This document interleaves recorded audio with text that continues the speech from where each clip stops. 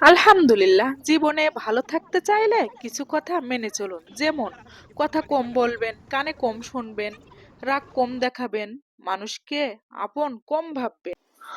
যত বোকা মানুষ হবেন তত সুখে থাকবেন। বাড়িতে যত লোক ওই থাকুক না কেন, মা বাড়িতে না থাকলে পুরো বাড়িটাই কিন্তু ফাঁকা লাগে। পৃথিবীর সবচেয়ে অসহায় মনে হয় নিজেকে। যে যত্ন করতে জানে সে পায়ের জুতোটাও খুব সাবধানে রাখে, আর যে জানে না সে তার হীরের আংটিটাও হারিয়ে ফেলে। কিছু কিছু জিনিসপত্র প্রয়োজন ছাড়াই কিনে, দরদাম না করে কিনে নেওয়া উচিত।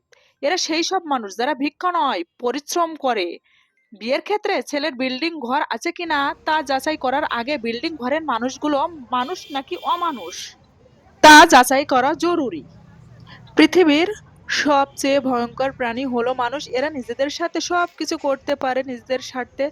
যে সিগারেট বানায় সে কোটিপতি, আর যিনি মদ বানান সেও কোটিপতি, যিনি মোবাইল বানান সেও কোটিপতি, কিন্তু যিনি কৃষক সবার জন্য ভাত বানান সেই গরিব। বর্তমান যুগে আর কিছু কাজ করলে, উপকার করলে বাস সুনিশ্চিত। যেমন, কারোর উপকার করলে, ধার দিলে, ভদ্র ব্যবহার করলে।